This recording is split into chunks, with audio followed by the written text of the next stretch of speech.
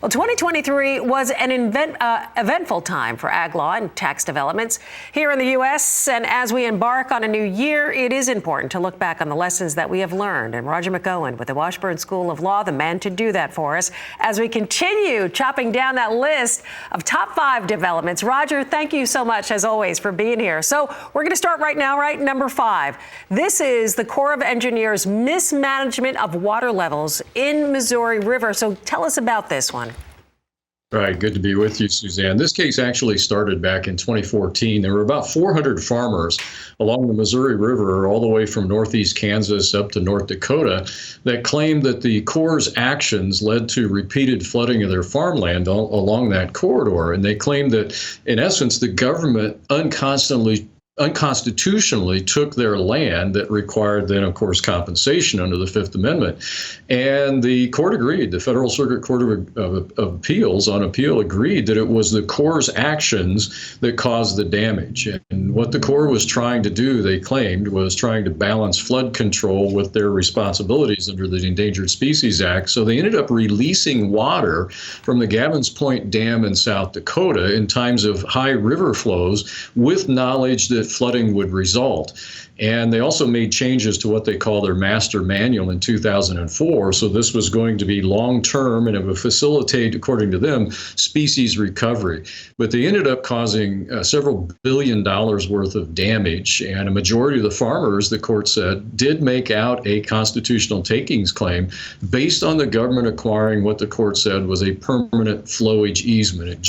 It wasn't just a simple trespass. And so farmers, the court said, are to be compensated for their destroyed crops and even immature crops. This was a very important case because I hear about this quite a bit. In fact, even here in Tennessee, sometimes because obviously the Corps is in charge of these lakes and they open the dam and the flooding happens down below. And so this has big implications and really kind of set the tone for what they can do and what they can't do. It does, and that's why it's number 5 on my list of developments last year. That, of course, the government can take your property, but the Fifth Amendment to the Constitution says they have to pay you for it. And when they do more than just commit a trespass, but acquire a permanent flowage easement and change their manual so this will continue to happen, the court said, well, you took their property and you have to pay for it. And that's really the big implication where the court upheld property rights here. And that's why it's a big case. It's going to apply nationwide. At least that concept is solidified. Absolutely. Hey, Roger, before I let you go, you put out this list of top 10 issues. I know you do this each year. I'm sure a lot of people are wondering, as I am, how do you go about choosing the topics you cover? Well, it's probably my law students would think it's probably the way they think I grade. I put a box behind me and I just throw things over my shoulder. No, that's not the way I do it. What I'm looking for are cases and rulings that are important on a nationwide basis. And while this one impacted roughly 400 farmers, the implications of the court's decision are going to be nationwide in terms of the concept upholding private property rights. And that's what I'm looking for. So a lot of these cases are going to be high-level cases. They might be Supreme Court cases.